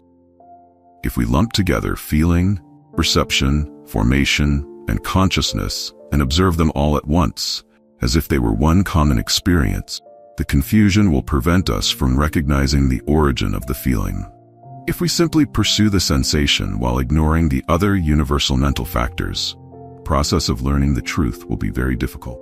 To gain wisdom regarding the impermanence of all phenomena and thereby transcend resentment, understanding the nature of dissatisfaction to break the chain of greed, and recognizing non-self to dissolve the ego, we should first see body and mind separate. When we thoroughly understand the body-mind as distinct parts, we will see their essential interconnection. As experiential wisdom strengthens, we become more attuned to the interdependence of all events as they occur. One cannot exist without the others. We then understand the true meaning of the parable of a strong but blind man being able to walk normally when carrying on his back a legless man with sight. Without one or the other, their movement would be hindered. When cooperating closely, they can move and work more easily. Similarly, the body cannot do anything by itself. It's like a log that can do nothing but lie there, slowly decaying and dying over time. The mind can do nothing else either except cooperate with the body. When we observe both, body and mind, with mindfulness, we see the wonders that body and mind can achieve when in harmony. Only when sitting in one place can we attain a certain level of mindfulness, however small it may be. Attending retreats to observe sensations, perceptions, hundreds of thoughts, and various states of consciousness closely for several days or months can bring us calm and peace. Generally, we don't have much time to meditate in one place. Therefore, we should find a way to apply mindfulness to daily life, helping us better face and deal with unforeseen events. What we encounter daily is unpredictable. Events occur due to many causes and conditions, because we live in a conditioned, ever-changing world. Mindfulness is an essential tool that is always ready to assist us at any time. When confronted with situations that make us angry, if mindfulness is present, we will discover many truths happening within our minds. We will see selfishness, ego, attachment, stubbornness, self-righteousness, and prejudice. In short, all these things show that we don't truly love ourselves. Discovering this painful truth is the most valuable reward you can experience, and over time, this discovery brings you the wisdom to understand the root causes of psychological suffering. Practicing mindfulness trains the meditator to be completely honest and truthful with themselves. When observing body and mind, we recognize many things that are not pleasant. Usually, we resist or avoid what we don't like. But what do people usually dislike? Humans don't want to be separated from what they love and don't want to live with those they don't love. This doesn't just refer to people, places, or material things, but also includes concepts, ideas, beliefs, and decisions we must face in life. What naturally occurs is often what we don't like because it's outside human control. For example, aging, sickness, and becoming weaker with age are things we dislike. Instead, we wish to preserve our youth forever. Or we don't want anyone to point out our mistakes because it hurts our pride. Or we deceive ourselves by not accepting that someone else could be smarter than us. These are some forms of greed, hatred, and ignorance. When greed, hatred, and ignorance manifest in daily life, we should use mindfulness to observe and thoroughly understand their roots. Their roots are not far away but within our own minds. If there were no underlying anger, no one could make us angry. Because it's there, it jumps out, reacting to others' actions, words, or attitudes. If we have mindfulness, we will diligently use our wisdom to look into the mind. If there is no hatred inside, we won't take others' criticisms too seriously. Instead, we will thank them for helping us recognize our shortcomings. Only when we have strong wisdom and mindfulness can we thank someone who points out our faults, and from that, we can progress on the path of practice. We all have shortcomings. For a wise person, others are a mirror reflecting their flaws. Therefore, we should see those who criticize us as benefactors, because they have pointed out the noble qualities hidden within us that we have overlooked. Only when we recognize our shortcomings can we progress. Becoming better is the unchanging method to reach perfection, which is our goal in life, isn't it? Only by overcoming weaknesses can we cultivate the noble qualities always hidden in the depths of the mind. To overcome faults, we must first know what they are. If we get sick, we need to know the origin and cause of the illness before we can treat it properly. So, if we insist on thinking we're not sick while suffering all the time, we will never think of finding a cure. Similarly, if we think we have no flaws, we will never fully understand our minds. Because we are blind to our faults, someone must point them out. And if they help us, we should thank them. Just as the Venerable Sariputta said, "Even if a young novice monk points out my faults, I will accept and deeply thank him." Venerable Sariputta was an arahant, always mindful and free from ego, yet he had such an attitude. Although we haven't attained arahantship, we should follow his example, hoping to reach what he has achieved. Of course, someone pointing out others the faults is not necessarily free from this issue themselves. But that person can also recognize, just as we can recognize their shortcomings that they are unaware of until we point them out. This mutual reflection should occur in mindfulness. If we point out someone else's shortcomings without mindfulness, it's easy to create counterproductive results, which won't benefit either party. This is because someone without mindfulness tends to use inappropriate words and gestures, failing to convey their thoughts properly and clearly. The listener may lose mindfulness when receiving harsh words and may no longer understand the true intention of the speaker. Therefore, both speaking and listening must be done mindfully to be beneficial. Only then can our minds remain free from the control of greed, anger, selfishness, and ignorance. Goals. A meditator must have a goal, otherwise we would be groping in the dark, following someone else's instructions. The goal must be consciously chosen and prepared. The goal of a Vipassana meditator is not to achieve enlightenment before someone else, or to gain supernatural powers, or to receive any kind of privilege. Practicing mindfulness is not about competing with anyone. The meditator's aim is to become more perfect, to achieve a healthier spiritual life. This goal encompasses 5 elements. 1. A purified mind. 2. Liberation from sorrow and regret. 3. Freedom from pain and distress. Or progress on the path to ultimate peace. 5. Happiness in practicing and living according to this path. Keep these 5 elements in mind and we can confidently progress toward our goal with hope and confidence. Practice method. Once seated, do not change your posture until the predetermined meditation period is over. Suppose you change your posture due to discomfort to another position. After a while, the new posture will also become uncomfortable, just like before. You'll keep changing, and you'll never attain a deeper level of concentration and mindfulness. Therefore, never change the initial posture, no matter how intense the pain becomes. To avoid changing your sitting posture during meditation, decide from the beginning not to change and set the meditation time. If you're new to sitting meditation, limit the session to no more than 20 minutes. Over time, you can gradually increase the duration. The duration depends on 2 factors: how much time you have for meditation today, and how long you can sit in stillness before the pain becomes unbearable. You shouldn't set a deadline for how long it will take to reach your goal.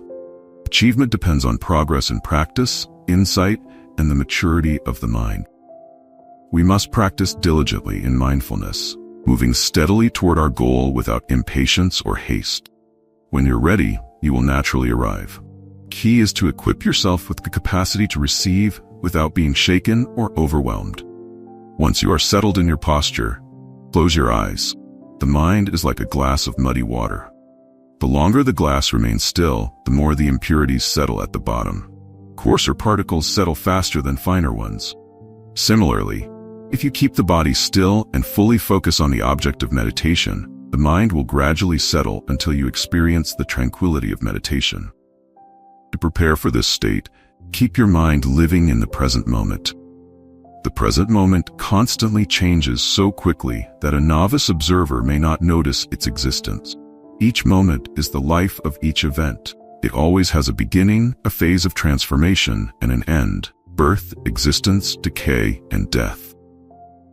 Therefore, strive to be aware of the present moment, Observe the stream of events as if watching a movie, projecting images from the past through memory and some images of the future through imagination about what we plan to do later. The mind cannot concentrate without a mental object. Therefore, you must choose an object it can cling to at all times. The breath is always in the present and is a good object. The mind can recognize the breath any moment as it flows in and out of the nose. Developing insight must be continuous at all times and in all places. So the breath is the best object because it is always with you. After following the above instructions, radiate loving kindness to everyone and take 3 long breaths. After taking 3 long breaths, return to normal breathing, allowing the breath to flow naturally without any restraint or control, and focus your attention on the edge of the nose where the breath touches. Simply feel the breath as it flows in and out. At first, you may not feel anything because your mindfulness is not strong enough. But as mindfulness deepens, you will notice a brief pause between inhalation and exhalation. When you recognize this and mindfulness deepens further, you will also notice the end, pause, and beginning of each breath cycle. Never verbalize or conceptualize anything during meditation. Simply be aware of the breath without the need to silently say inhale or exhale. When focusing on the breath, set aside thoughts, memories, sounds, and smells. Focus solely on the breath without allowing anything else. Initially, the breath may be short and shallow because the body and mind are not yet relaxed and calm. Just notice this state without silently saying short inhale or short exhale.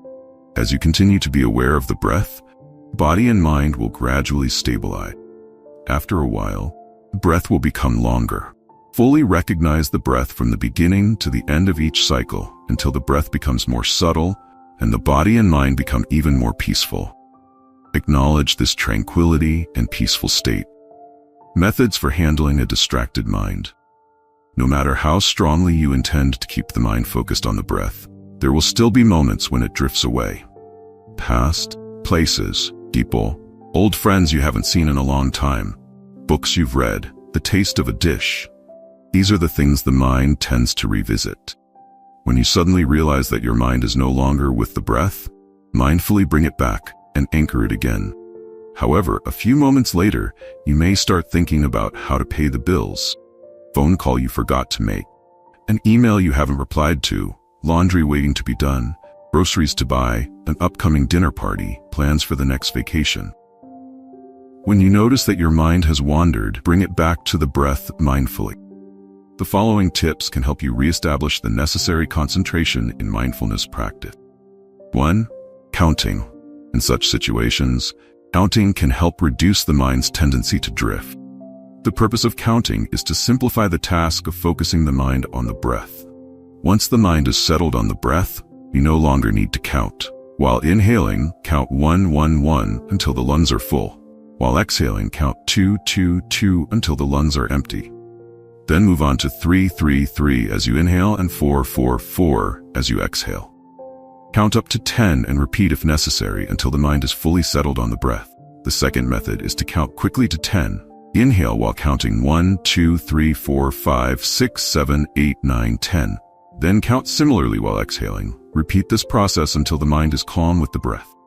The third method is to count sequentially to 10. While inhaling, count 1, 2, 3, 4, 5, only up to 5, and exhale while counting 1, 2, 3, 4, 5, 6, up to 6. Then count to 7 while inhaling, and count to 8 while exhaling. Continue in this way until you reach 10, and then start over. The fourth method involves long breaths. Out 1 as you inhale, and 2 as you fully exhale.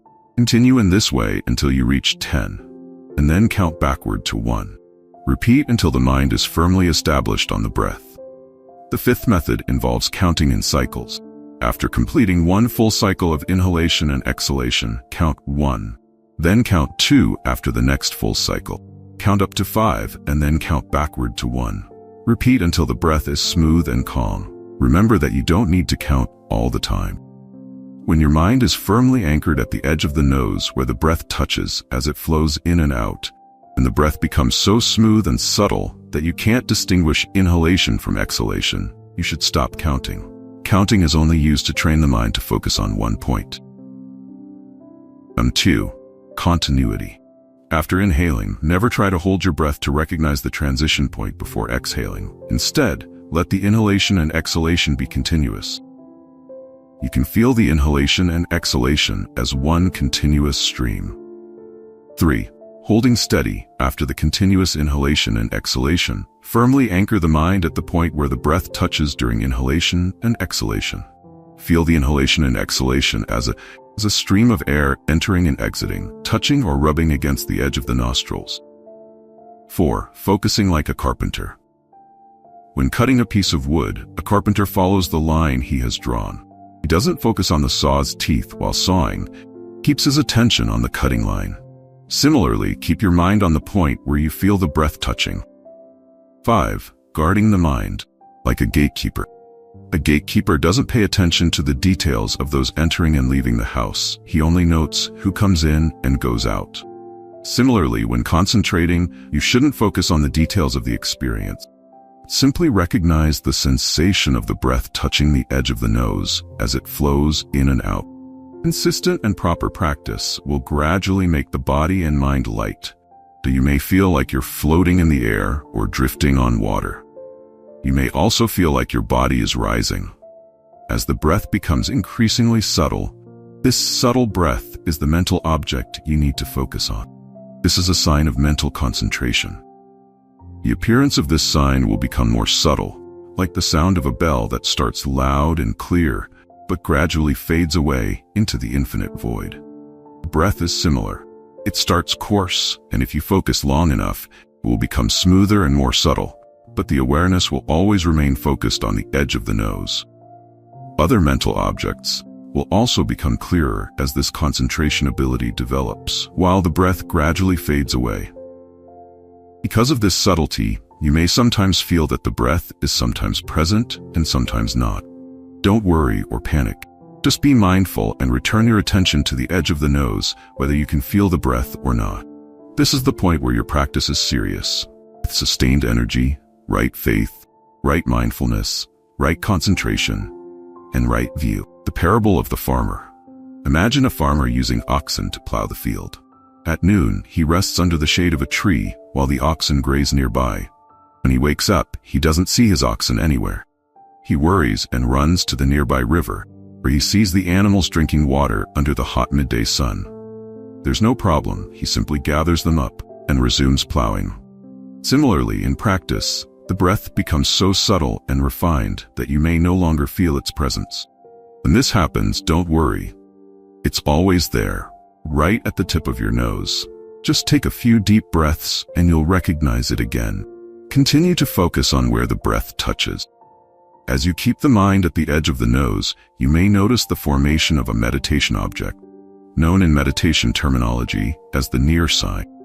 The near sign brought about by meditation varies depending on the meditator and has different effects and sensations. Some people see a star, a door latch, a long string, spots of flowers, waves of smoke or cobwebs, or they may see clouds, blooming flowers, or the moon or sun, etc. At the beginning of practice, you see the breath as the meditation object. At this point, you see the near sign as a third object. Inhale as 1, exhale as 2. When you focus on this third object, it's also a sign that your mind is in a proper state of concentration for insight meditation. This object clearly appears right at the edge of your nose. Master it and practice holding on to it firmly so you can easily bring it forth whenever needed. Combine the mind and the near sign in the moment, allowing the mind to flow with the passage of time. While focusing on it, you'll see that the near sign is always changing. The union of the mind with the present moment is called momentary concentration. As time flows continuously from one moment to the next, the mind blends with it as one entity, changing, appearing, and disappearing together without clinging to any state. If you try to stop the mind at any given moment, you will be disappointed because the mind arises and ceases too quickly. It must flow with whatever is happening in each new moment. Only the present moment truly exists, so we can only truly live if we merge with the present moment. Merging the mind with the present moment, we must find a point of reference happening in this instant. However, you cannot focus on the flow of change without the necessary level of concentration. Keep up with it.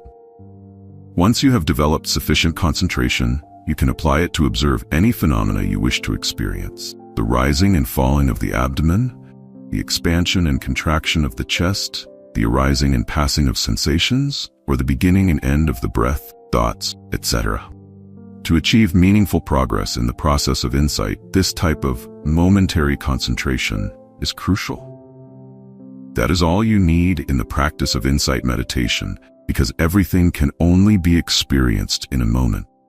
When you concentrate on bringing this state of concentration into the changing flow occurring within the body-mind, you will realize that the breath is part of the physical body, form, and the sensation of the breath through conscious awareness is part of the mind, name.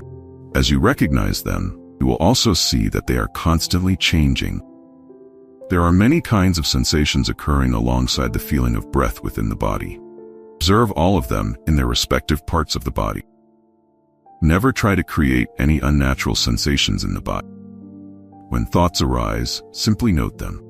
You should recognize that these phenomena are impermanent, unsatisfactory, and not self, whether experienced in the realm of mind or body. As mindfulness grows, your irritability will gradually change. Your resistance to what you dislike, attachment to what you like, and notions of self will slowly be replaced by a deep understanding of impermanence, unsatisfactoriness, and not self.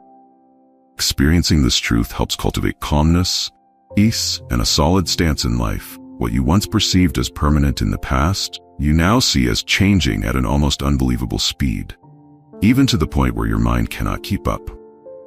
For some reason, as you gradually become aware of more changes, you will see the ever-present impermanence and not self in them. The ability to comprehend this hidden truth will reveal to you the path, peace, happiness, and the wisdom to face daily life challenges. When the mind merges with the breath and operates as one in every moment, we can naturally focus the mind on the present moment. We notice sensations arising from the contact of the breath with the edge of the nose. The earth element of the breath, as it moves in and out, contacts the earth element of the nostrils, allowing the mind to sense the flow of air. The warmth felt at the nostrils or anywhere on the body due to the contact of the fire element is created by the breathing process. The impermanence of the breath arises as the earth element of the breath touches the nostrils. Although the water element is also present in the breath, the mind cannot sense it. We can also feel the tension and contraction of the lungs, abdomen, and diaphragm as fresh air is drawn in and expelled from the lungs. The tension and contraction of the abdomen, diaphragm, and chest are part of the universal cycle. All phenomena in the universe share the same cycle of tension and contraction, just like our breath and body. All have birth and death. Regardless, our primary concern is the arising and passing of the breath along with our body-mind at that moment. During the process of inhalation, there is sufficient concentration. We may experience a certain calmness. This calmness, which lacks tension, immediately transforms into tension if we do not exhale within the next few moments.